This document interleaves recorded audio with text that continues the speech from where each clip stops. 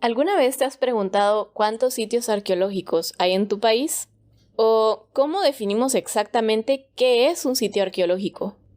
En el caso de Guatemala, tenemos algunos muy reconocidos, como Tikal, Yaxchá y Ximché, pero ¿cuál es el número total de sitios arqueológicos en Guatemala? Anota el número que pienses y al final del episodio nos cuentas si le atinaste. En este episodio hablamos con el arqueólogo guatemalteco Fernando Vélez.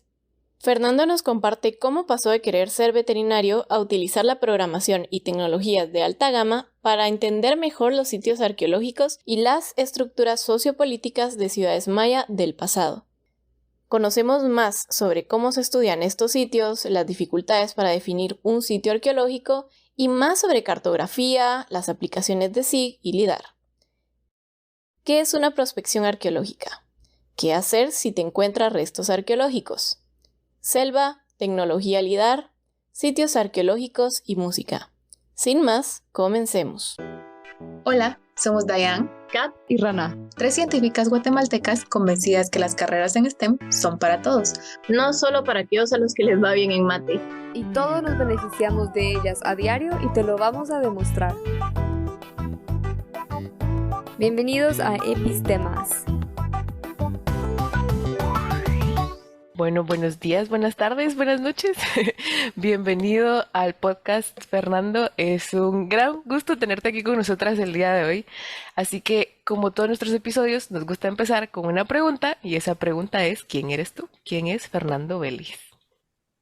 Dayan, Rana y Kat, muchas gracias por tenerme aquí el día de hoy. Y bueno, ya lo has dicho tú, soy Fernando Vélez, soy arqueólogo, estudié la licenciatura en arqueología en la Universidad de San Carlos de Guatemala, donde me gradué en el 2020, en octubre, y en este momento me encuentro estudiando el segundo año de mi posgrado en geografía en la Universidad de Texas en Austin, en Estados Unidos.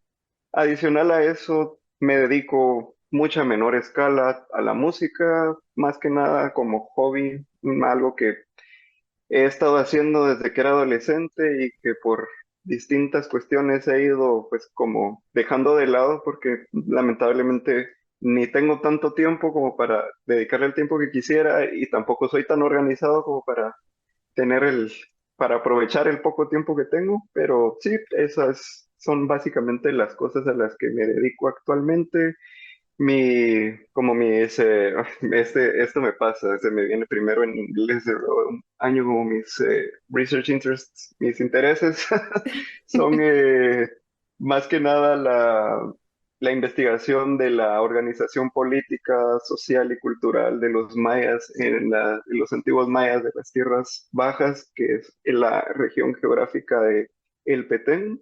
Y me encuentro acá estudiando un posgrado en otra ciencia que es geografía, que es porque mientras estaba estudiando la licenciatura durante los últimos años descubrí algo que se llama GIS o SIG, Sistemas de Información Geográfica, que son software dedicados hacia el análisis espacial, a la cartografía, a la predicción de cualquier cosa que esté relacionada con fenómenos geográficos, espaciales.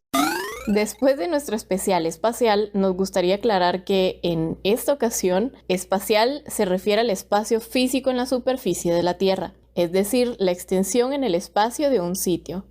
Así que no, cuando Fernando habla de entender las culturas en el espacio, no se refiere a culturas alienígenas. Y esto nos ayuda mucho en arqueología para conocer cómo se organizaron las culturas antiguas en el espacio. Y específicamente trabajo con lo que se conoce como la tecnología LiDAR, consiste básicamente en un láser que puede ser controlado por medio de un dron, de un avión o incluso en los teléfonos. Y lo que hace el láser es que envía una señal que rebota en algún objeto y regresa, entonces eso nos da una información específica de la distancia, altura, aspectos sobre el entorno. Y por medio del LiDAR es que se ha podido descubrir un montón de sitios arqueológicos, estructuras, plataformas, canteras, lo que le llamamos como como agrolines, que son como características como terrazas de agricultura. Y todo eso se puede ver a través del LiDAR y ayuda mucho específicamente en la selva de Petén, porque por medio del procesamiento de esos datos es posible retirar básicamente todo lo que es el dosel, toda la vegetación para saber qué es lo que hay debajo. Entonces, eso es a grandes rasgos lo que estoy estudiando acá y a lo que me dedico por ahora. Wow, tenemos muchísimo en qué profundizar entonces en los siguientes 60 minutos más o menos. Pero antes de entrar a todo esto más a detalle a la arqueología, nos gusta también conocer a nuestros invitados de una forma más personal, quiénes son más allá de su vida profesional. Y ya nos comentaste un poquito que tu otra parte de lo que te gusta hacer es la música. Cuando dices música, ¿a qué te refieres? ¿Tocas algún instrumento o varios o cantas o qué es lo que haces o lo disfrutas de otra manera? Bueno, desde los 13 años que descubrí la guitarra, empecé a tocar guitarra y después me interesé por el bajo eléctrico y después por el piano. Lo que más toco es el bajo y el piano. Básicamente música clásica, jazz y música popular en general, prácticamente cualquier cosa que me guste, la voy a intentar tocar de alguna forma. Tuve varias bandas, varios grupos musicales en Guatemala, algunos incluso, bueno, solo con uno, hicimos grabaciones que están en Spotify.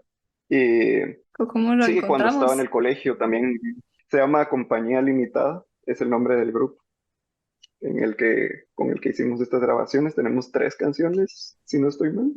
Sí, fue algo que tuve que pues dejar cuando ya, más que nada cuando me gradué, poco tiempo después que empecé a trabajar ya mucho en el campo, entonces ya dejé de estar tanto tiempo en mi casa y tuve que posponer un poco eso. Y sí, también me encanta ir a conciertos de cualquier tipo, de metal, de reggae, música clásica, música tradicional de cualquier país. Incluso, pues tuve la suerte de que hace unas 2 semanas me dieron una como research assistantship, como soy como asistente de investigación de un profesor en el departamento de música. Entonces estoy trabajando nuevamente en eso, transcribiendo música popular de Cuba en partitura. Es algo que pues es impresionante porque tenía mucho tiempo de no tratar con nada musical y al principio pues me costó y todavía me cuesta otra vez porque tenía ya mucho tiempo, pero eso es básicamente pues lo que hago. Y sí, como les decía, escucho mucha música. Yo soy alguien que no soy o sea, no soy de recordar nombres de artistas o de bandas. Yo solo escucho y le doy me gusta en Spotify o YouTube o lo que sea. Ya si me recuerdo el nombre de los artistas, ya es ganancia.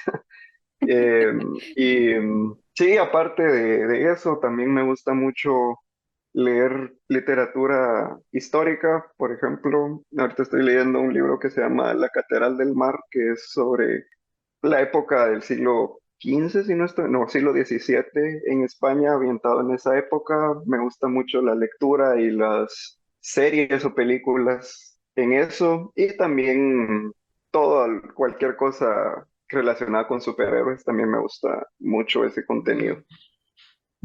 Ay, qué alegre. ¡Qué bonito! De literatura histórica a Sí. superhéroes. Va el Exacto. rango. Así de variado soy también. O sea, igual muchas veces, o sea, yo sí soy como ese meme que sale, mi playlist, que es así, que puede pasar de, no sé, de Rosalía o Bad Bunny a Mozart y después a Sepultura. Así es como creo que yo que puedo caracterizar en general mi vida, porque, no sé, mis intereses y mis gustos siento que son demasiado variados. A veces creo que debería enfocarme más en una cosa, pero no sé, no puedo. Incluso en mi mismo trabajo, me he sentido atraído por tantas cosas, tantas ramas específicas de la arqueología y las ciencias sociales, que siento que siempre estoy como divagando entre varias cosas. Caíste en un buen grupo hoy, creo que las tres somos así igual. Nos gusta un poquito de todo dentro de lo Un que poco nos de todo. gusta. Pero Sí, Sí, quería decir antes también que qué bonito que ahora tenés esta oportunidad con esta posición de asistente en el área de música, como que volviste a tener una oportunidad de volver a en las artes y volver a trabajar con música mientras haces también tu maestría en geografía, ¿no? O sea, siempre podemos sí, hacer de todo, no nos limitamos, no tenemos por qué limitarnos solo a una cosa a la vez. sí, exactamente. Y fue muy, o sea, yo no soy una persona religiosa, ni mucho menos, pero siento que tuve como mucha suerte porque me enteré de esa convocatoria para ese puesto por un correo que llegó así de la nada. Apliqué y al final me aceptaron y entonces yo no tenía un instrumento para trabajar y ese piano que ven ahí lo encontré tirado en la calle hace como 2 semanas. no te creo, ¿sí? Sí, y pues ahí lo tengo, así de Literal caído pura del suerte. cielo, casi que. Exactamente, y fue a los pocos días de que me dijeron que sí iba a trabajar allá con este profesor. Wow, qué Sí, chilero, la verdad. Así que muchos éxitos en esta, ¿cómo se dice? Research Assistance. En Sería como esta posición de posición de asistente. asistente de investigación. sí, exacto.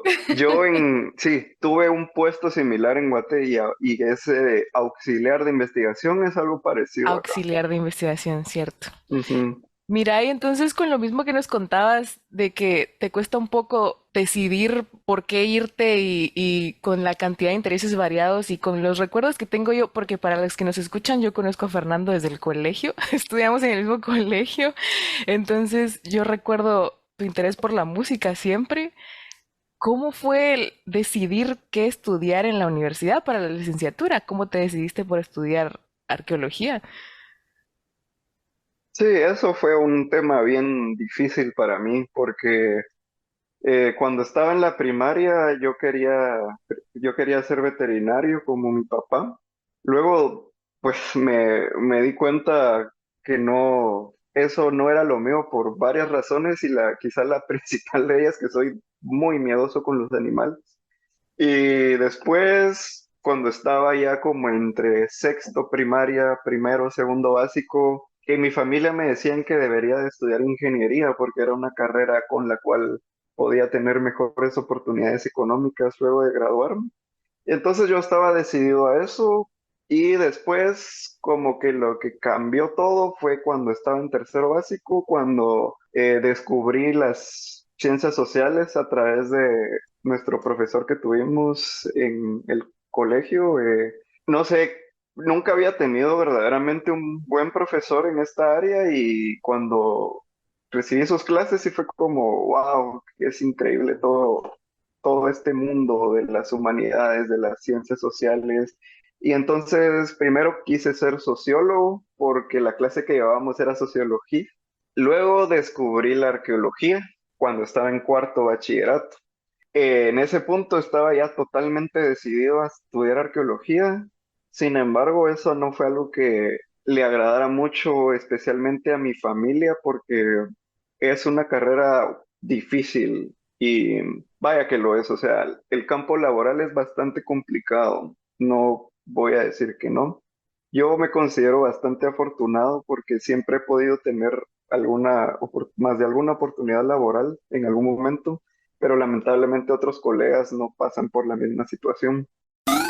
En Epistemas ya hemos entrevistado a más de 100 profesionales de las STEM, tanto de ingenierías como de distintas ramas de las ciencias, de quienes puedes aprender sobre cómo tomaron sus decisiones y las maravillosas cosas en las que pueden trabajar con cada decisión.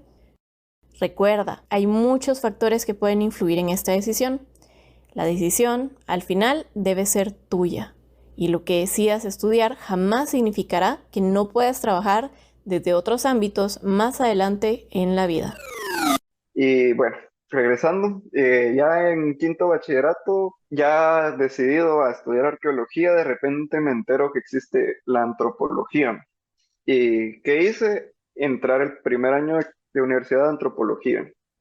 Entonces, así fue como empecé. Y sí, fue una época bien turbulenta, me recuerdo. También quería estudiar ciencia política, era como la otra carrera que tenía en mente, pero al final decidí que quería ser antropólogo en ese momento. Mi idea era ser antropólogo forense y pues al final paré en otra cosa diferente, pero no tanto. Y también consideré estudiar música profesionalmente. De hecho, todavía es algo que tengo en mente para un futuro, pero el examen de admisión para entrar a la Escuela Superior de Arte en la USAC era demasiado complicado, entonces ni siquiera lo intenté. En cambio, entré a estudiar al conservatorio mientras empecé en la universidad. Yo me recuerdo que hablé con un par de arqueólogos y antropólogos por correo antes de decidirme totalmente a entrar a esta carrera y sí me decían básicamente lo que yo estoy diciendo, de lo difícil que es el campo laboral en esas áreas en nuestro país, pero al final decidí tomar el riesgo y pues, heme aquí, aquí estoy sobreviviendo. Pero qué interesante, pasaste por casi todas las ciencias sociales. Sin embargo, como lo mencionaste al inicio, sí trabajas en algo que las enlaza a todas, ¿no? Si bien recuerdo, dijiste que haces investigación sobre la política sociocultural en el pasado, en la región, en las regiones de las Tierras Bajas de Petén, de Guatemala, ¿no? Entonces, como junta un poquito todas estas ramas que algún día te interesaron por separado o nada que ver. Sí, digamos, la parte que estudio principalmente, creo que lo dije mal, es la geografía política.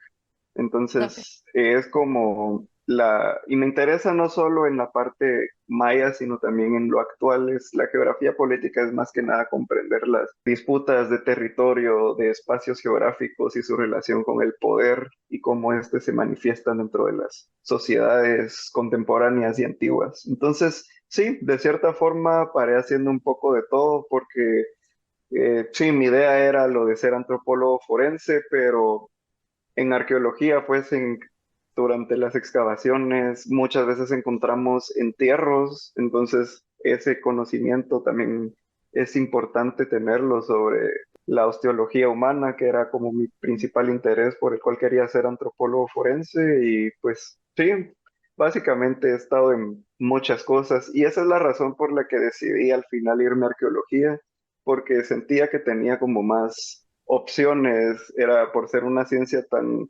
multidisciplinaria, entonces por eso me he ido así. Incluso cuando estaba en el tercer año, estuve a punto de inscribirme también a química pura para llevarla como simultánea con arqueología, porque Wow. quería, porque quería estudiar esa parte de lo que se llama arqueometría, que es como el estudio, análisis químicos de los restos materiales de las sociedades del pasado. Pero que sí, después de consultarlo me di cuenta que era demasiada carga para ese momento de mi vida. Y No, no solo al dos final carreras decidí que sí. simultáneas, sino química pura y arqueología. Suena Exactamente. loquísimo. Y en Sí. arqueología sí llevan química de todas formas, ¿no? Algunas clases o nada que ver. Eh, en la USAC no. Creo que en la del Valle sí llevan un curso relacionado con esta área que es la arqueometría.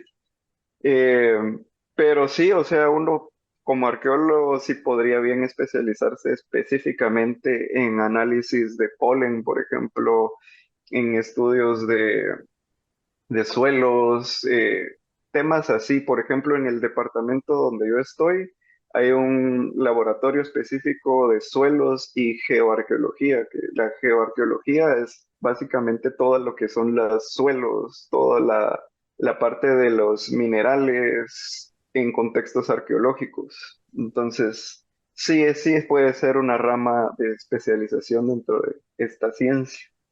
Y ya, solo, perdón que te interrumpa, Diane, pero Dale. antes de adentrarnos a la metodología a todo ese tema más, antes de que empecemos a profundizar, solo quería rescatar que dijiste que sos un poco miedoso con los animales, sin embargo, te fuiste a trabajar a Petén. Sí, ¿Qué tal la son experiencia? las, son las contradicciones que tiene uno. Pero aquí está, Yo sí, sobrevivió. exacto. Yo siempre digo, por ejemplo, que detesto el calor, pero no importa a dónde vaya ni qué haga, siempre voy a parar donde hay calor. Sí, porque ahorita, Aquí, ¿dónde estás? ahorita estoy en Austin, aquí a 42 grados. Ay, no. Y también, o sea, digo, lo del calor, tener este pelo en la selva tampoco es lo más cómodo que hay, porque sí, el cabello largo es un Es más poco para más insular. difícil.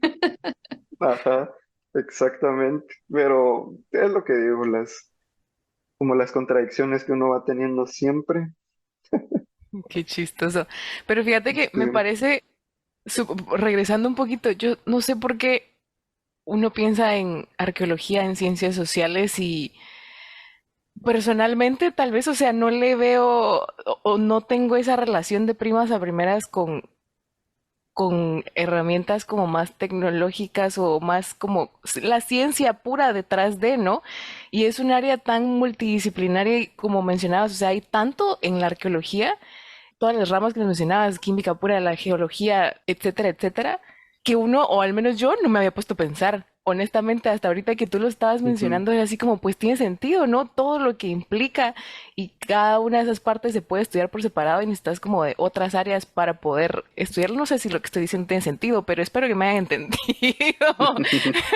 Sí, la verdad es que hay bastantes ramas, bastantes especializaciones. Yo, si bien dije que quería en su momento estudiar química pura, ya que estoy acá, realmente ya no me siento tan atraído por la parte esta de las ciencias duras, por decirlo de alguna forma, o de las ciencias puras, como sí lo son estos colegas que trabajan específicamente los suelos y análisis químicos de los artefactos. Yo estoy más de la parte en lo que es la geografía humana, porque todo esto que estoy hablando si lo hablamos desde la perspectiva de la geografía, es la geografía física.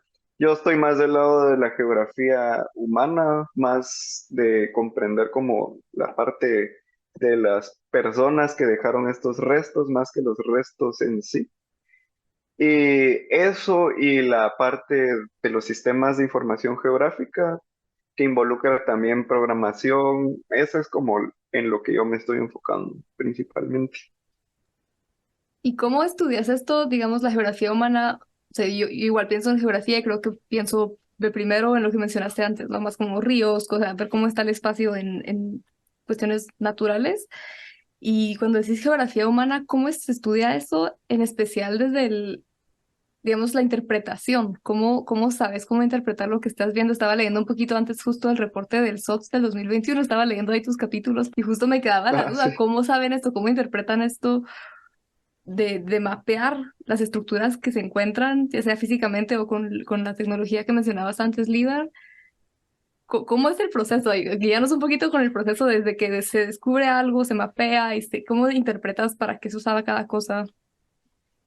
Claro, bueno, para empezar con el mapeo tradicionalmente lo que le llamamos el reconocimiento arqueológico consiste sabemos que se reportó la presencia de un sitio arqueológico, ya sea por hallazgo fortuito o investigando otros sitios, pues resulta que aquí hay otro. Entonces, tradicionalmente, y de hecho se hace todavía mucho en Guatemala y en muchas regiones porque no todos los proyectos tienen acceso a como las tecnologías más recientes. Entonces, lo principal es hacer el caminar, caminar y caminar. Se realizan lo que le llamamos croquis, que es como un mapa hecho solo en el momento, sin medidas exactas, solo dibujo lo que veo, dibujo los montículos y cómo están relacionados entre ellos. Sí es necesario ya tener como cierta noción, cierta experiencia para poder diferenciar, por ejemplo, un ser natural de un montículo. Guatemala es un país con muchas fallas geológicas y zonas de subducción, las que le dan sus singulares cordilleras montañosas en gran parte del centro y sur del país. Pero en las regiones más al norte y noreste, lo que solemos llamar las tierras bajas del país, el relieve es pues más bajo y menos montañoso. Pero en algunas partes hay pequeñas montañas o pequeños cerros que, aunque algunos pueden ser simplemente cerros naturales, Muchos otros de estos montículos se piensan dentro del folclore guatemalteco como potenciales montículos arqueológicos con vestigios de antiguos asentamientos y centros ceremoniales maya que aún no se han excavado.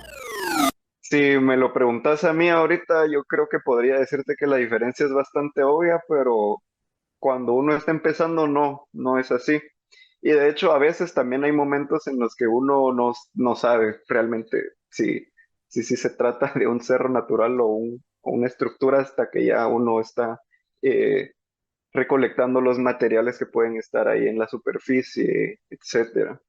Entonces eso es como un paso inicial, ya después se mapean los sitios, puede ser el método que aprendí en la universidad es con cinta métrica y con una brújula trigonométrica. Hay métodos un poco más avanzados como la estación total, que es un artefacto que hace exactamente lo mismo pero más rápido.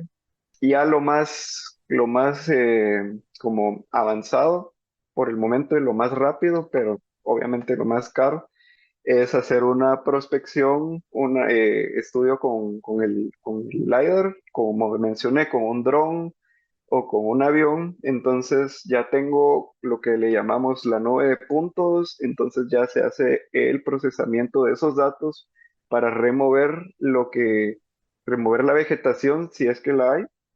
Y ya que tengo esa visualización en el programa, en el GIS, en ese momento ya puedo empezar a realizar el mapeo. Esa información por lo general se descarga en un GPS y siempre es necesario hacer una verificación LiDAR, que es lo que le llamamos, que es corroborar los datos que tenemos en la computadora en el campo. Porque muchas veces pasa que hay ciertos rasgos arqueológicos que no detectó el LiDAR, pero que el arqueólogo al estar presente sí puede diferenciar. Y pasa también al revés, que a veces pareciera que es una estructura arqueológica y ya cuando uno llega, ya uno se da cuenta que no. Ese es básicamente el proceso. Todo esto que estoy escribiendo se le llama prospección arqueológica, es previo a ya empezar el proceso de excavación. Y sí, muchas veces solo viendo las estructuras uno puede saber ya que se trata de una residencia, si se trata de un palacio o si es un juego, una cancha de juego de pelota. Incluso con la forma de las estructuras, muchas veces uno puede decir ya si es una estructura preclásica o si es una estructura del clásico, hablando de las temporalidades que usamos para el área maya. Luego ya viene toda la parte de la excavación y todo esto se va sabiendo conforme se han ido haciendo investigaciones. Por ejemplo, ya se sabe que lo que llamamos nosotros un grupo E o es un grupo de conmemoración astronómica, ya sabemos la forma porque se ha visto en muchos lugares, entonces cuando lo vemos en el mapa, ya sabemos que eso es lo que vamos a encontrar. Eso es por dar un ejemplo. Ya, y esto que mencionabas al inicio de los montículos, o sea, yo me acuerdo siempre que iba como si agarras de Parapetén por Izabal y hay un montón de estos cerritos, y a mí siempre me decían de niña que estos eran pirámides abajo, o sea que eso no es cierto, ya sabemos que no es cierto, o algunos sí. Destruyendo lo que pensaba de niña la rana ahorita.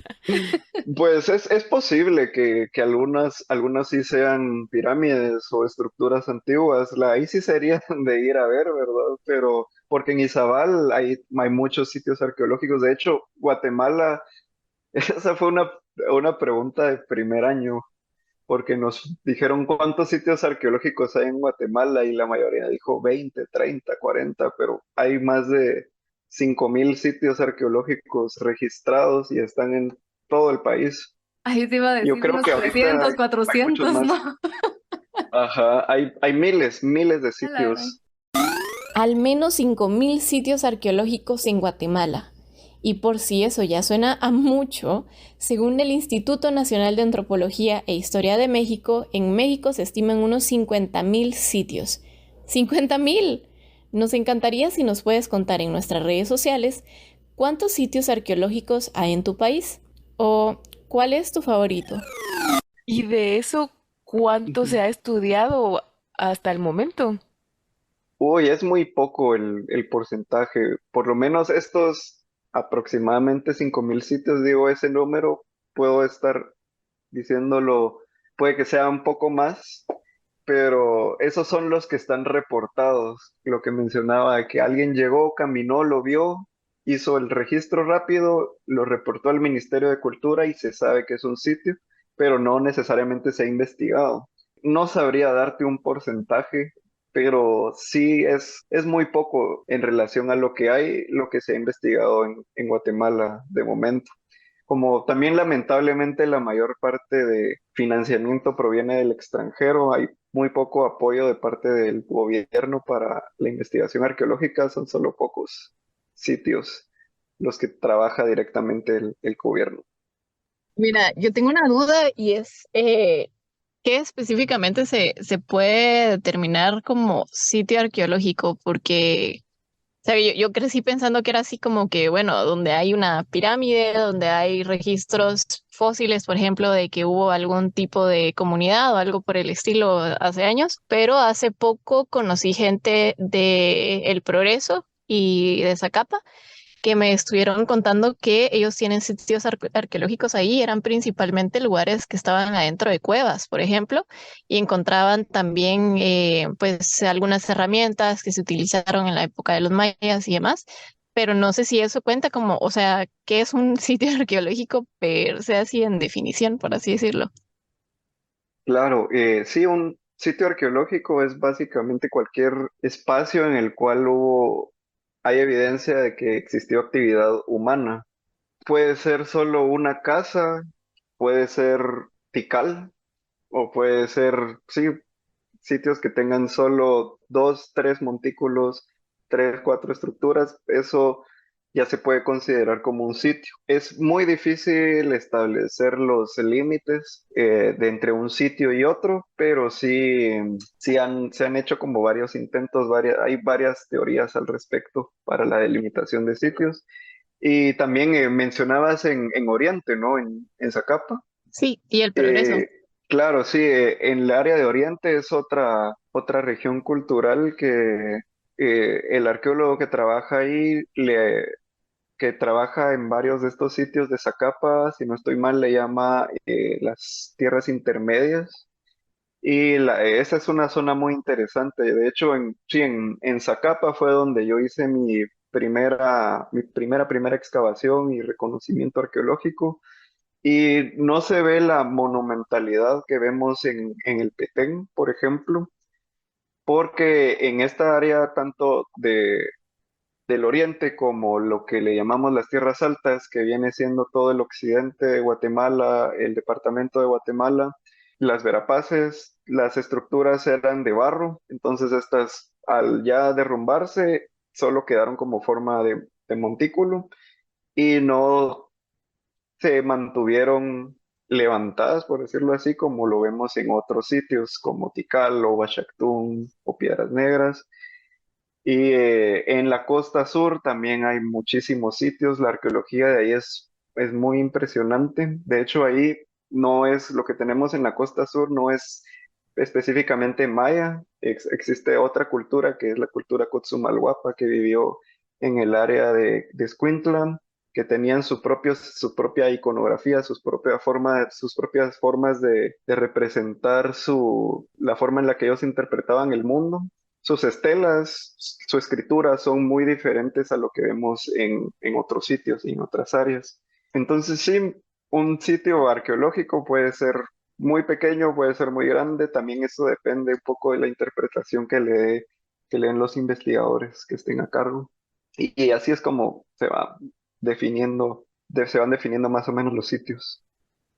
Pero, y digamos, tiene que ser como, o sea, ya sé que dijiste que no hay algo estricto, pero que sí es algo más como arquitectónico y no solo como una pieza X en algún lado, porque podría ser que alguien más la trajo o algo así, o encontrar una pieza medio random también podría ser que hay algo más ahí, o sí tiene que ser algo como arquitectura, como aquí hay una casa o algo así.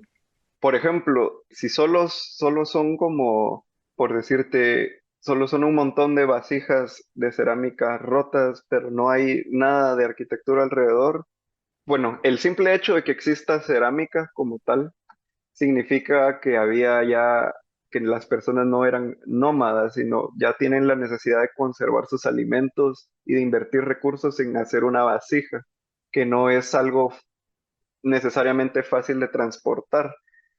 Entonces, si yo, por ejemplo, veo que hay un lugar en el que hay un montón de estas vasijas y no veo ningún montículo a la vista, lo que se me ocurre es que puede haber lo que le llamamos agujeros de poste, que son literalmente hoyos en los cuales se colocaban postes con material perecedero como, no sé, con madera, iguano, hojas, lo que sea. A lo mejor así hicieron su casa. Entonces, así podría interpretarlo yo. No, es una buena pregunta realmente, porque hay evidencias también de otros sitios como los, no sé, sitios paleontológicos donde vemos, como en Zacapa, hay un sitio que se llama Chivacabé, donde hay evidencia de megafauna y tienen asociados artefactos humanos como puntas de lanza, con los cuales mataron a los animales, los destazaron ahí.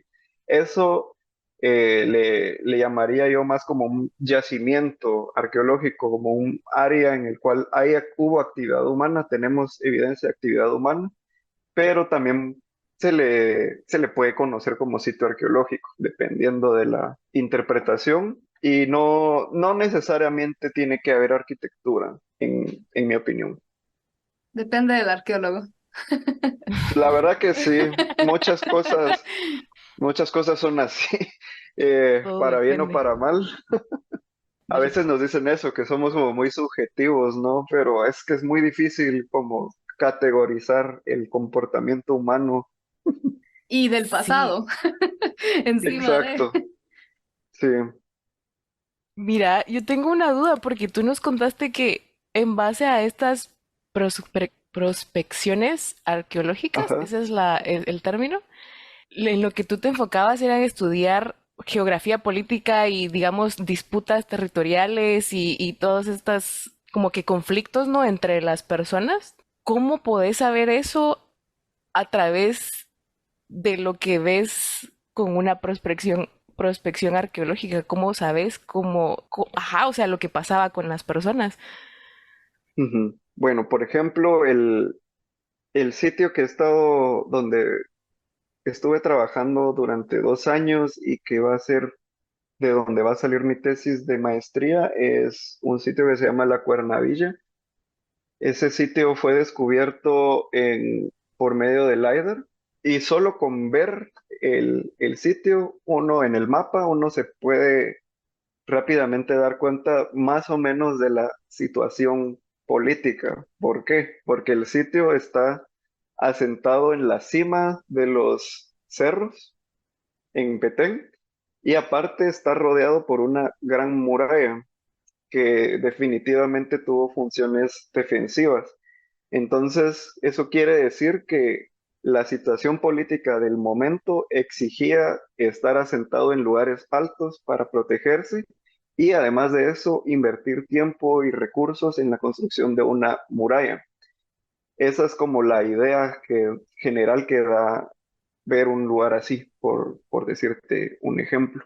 Ya cuando uno llega al lugar a caminar y después a excavar, ya puede uno confirmar o refutar estas teorías, aunque en el caso específico de este sitio, ya prácticamente sabíamos que se trataba de eso, de que se trataba de una muralla, de una fortaleza defensiva, porque estudios previos ya nos decían que la época del clásico temprano, que viene a ser desde sí, del 250 de nuestra era al 500 más o menos, era una época en la cual hubo bastantes conflictos, bastantes tensiones políticas entre diferentes sitios, y al ver esta arquitectura defensiva, pues ya podíamos asumir más fácilmente que se trataba de una fortaleza, por decirte un ejemplo.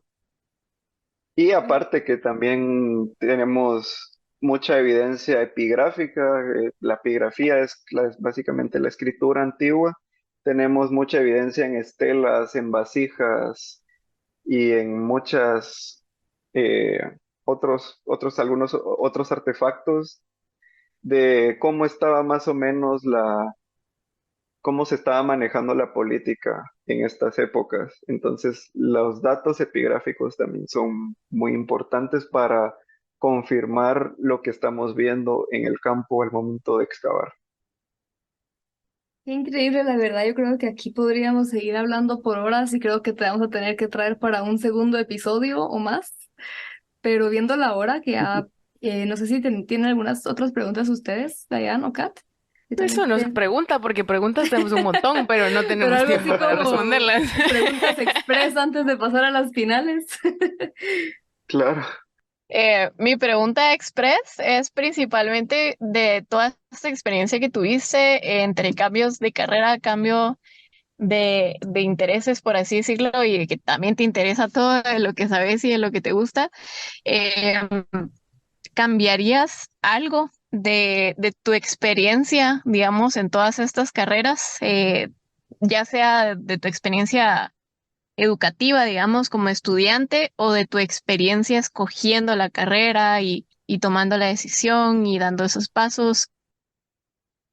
Definitivamente me hubiera gustado descubrir antes el mundo de la cartografía y los SIG, porque a este punto creo que tendría mucha más experiencia. Lamentablemente lo descubrí ya saliendo, o sea, ya había cerrado los cursos y me hubiera gustado haber indagado más acerca de ese tema cuando tuve la oportunidad, como en mi segundo año, que fue cuando toda esta tecnología salió a la luz. Pero en ese tiempo tenía otros intereses y por eso pues se pospuso.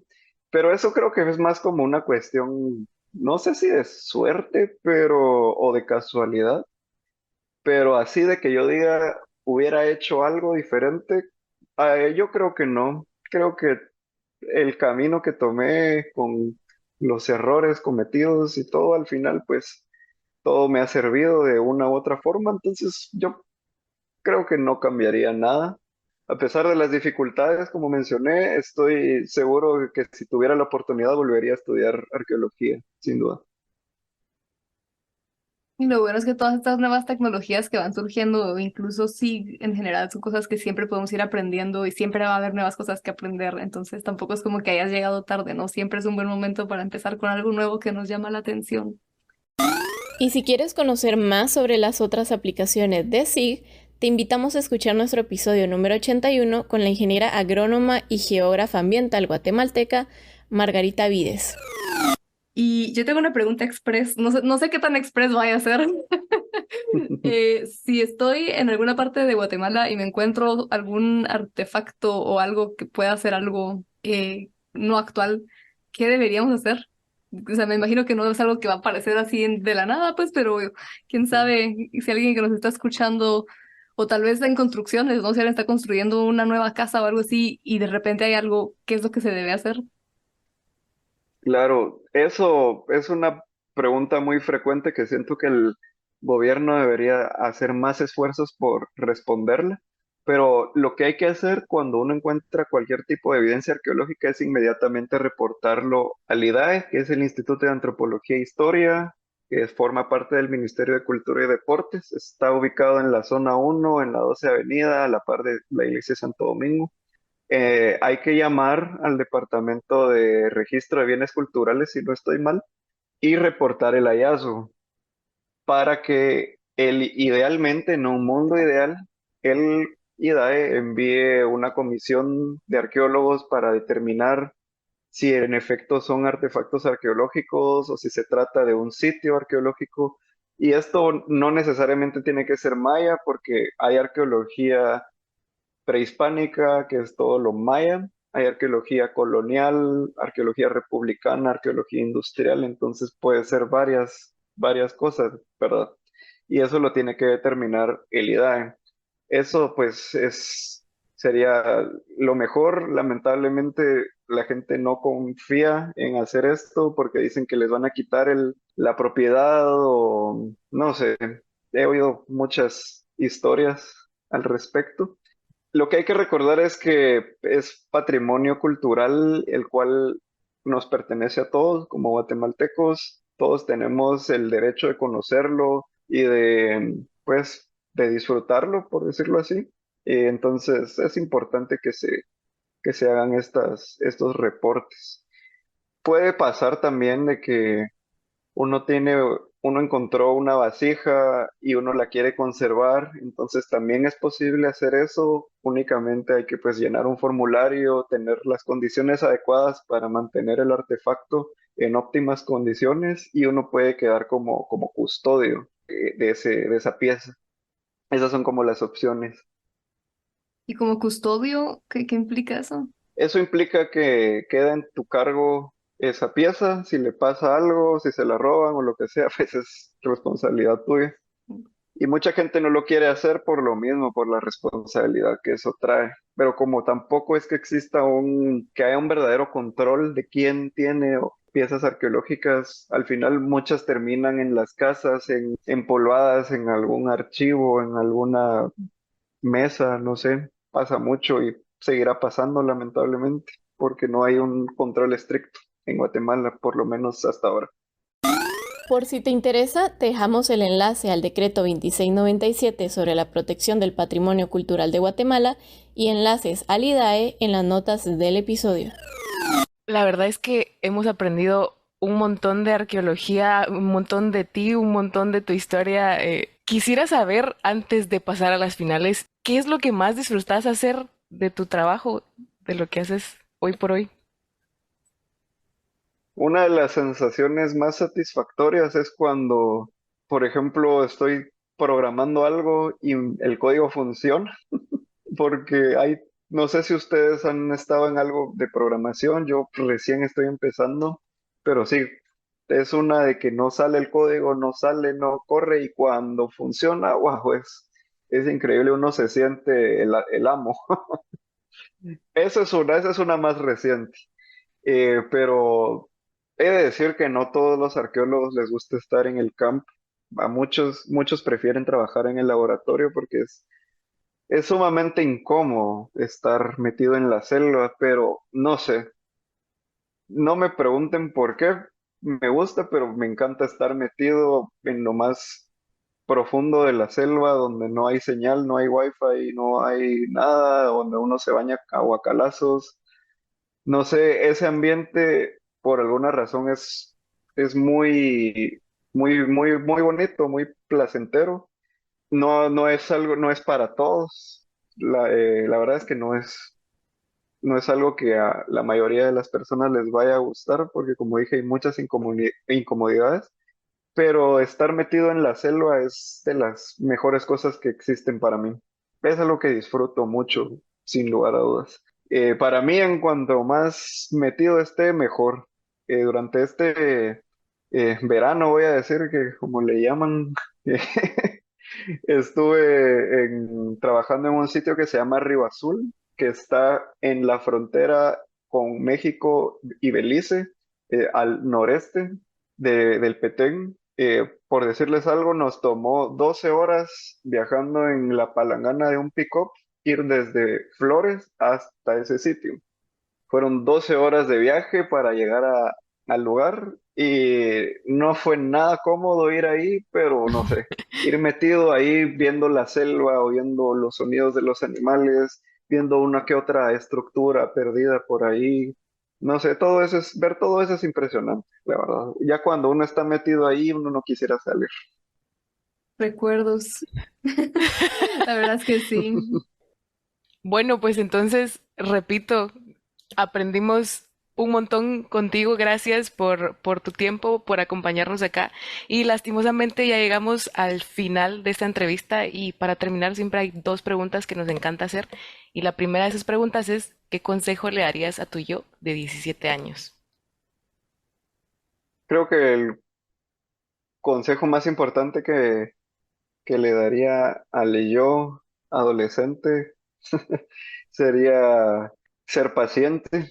De verdad lo dicen mucho los papás, pero es que es en serio, las cosas se van dando poco a poco y es mejor que uno no las esté forzando, sino que todo vaya como más fluido, ¿no? Creo que eso es algo que sin duda me diría porque Yo a los 17, 18 años solía ser alguien que quería hacer absolutamente de todo, incluso más que ahora. Sí, creo que me diría eso, como dale a tu tiempo, dale con calma, sin prisas. Afortunadamente, pues tuve muchos privilegios que otros amigos, colegas no tuvieron para los estudios universitarios. Yo no tuve que trabajar como muchos otros sí. Y sí, considero que aproveché las oportunidades, pero sí me diría a mí mismo que como vale con calma, no vayas tan rápido, porque a veces uno se topa con, por ir querer hacer las cosas muy rápido, muy arrebatado, dirían también, uno termina cometiendo errores innecesarios. Entonces, creo que es algo que me diría si tuviera la oportunidad y que en unos 4 años busque en internet que es líder. Súper, Fernando, muchas gracias por esa respuesta. Creo que aplica también en todo momento de la vida, todo con calma, todo se va a ir dando. Y ya para terminar la entrevista, la última pregunta que nos encanta hacerle a todos nuestros invitados es, en tu opinión, ¿qué pueden hacer las personas que nos están escuchando hoy para apoyar el desarrollo de la ciencia y la tecnología en Guatemala o en la región? Creo que algo muy importante sería atreverse a leer un poco los papers, los artículos que escribimos, porque muchas veces esto solo se lee entre académicos y también en parte es culpa de nosotros por hacerlo todo en un lenguaje tan técnico y tan rebuscado. Es algo con lo que yo he tratado de romper. Es difícil ya que uno está en el medio, pero es algo que he tratado como he tratado como de simplificar un poco el lenguaje cada vez que hablo con alguien que no es como del gremio. Entonces le diría a la gente que de verdad que tenga curiosidad, en mi caso, pues que visiten los museos, que tenemos el Museo de Arqueología, el Nacional de Arqueología, que ahorita está cerrado, pero lo están remodelando. Pero también está el Museo Miraflores, está el Museo Popol Vuh en la ciudad de Guatemala.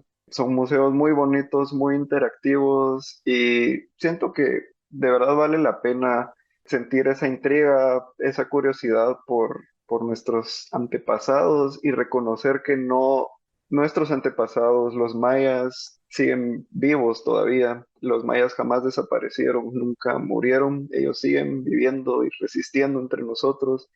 Entonces, para eso siento que es muy importante recordar y tener en cuenta que nuestro legado histórico, arqueológico y para la ciencia en general, que tenemos que recordar siempre que la ciencia, pues si su objetivo final es beneficiar a las personas, hacer la vida más accesible, más sostenible, más fácil en ciertos aspectos, no tenerle miedo a conocer un poco más sobre esto, sobre todas las ciencias.